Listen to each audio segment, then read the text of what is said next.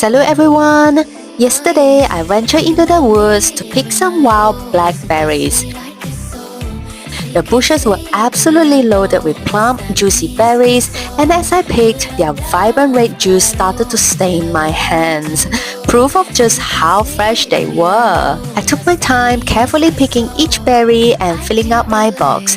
As I wandered deeper into the woods, I spotted some big spiders spinning their webs right between the bushes. At first, they were a little startling, but then I realized how cool it was to see them up close doing their thing in the wild. It's all part of the experience, being surrounded by the incredible details of nature.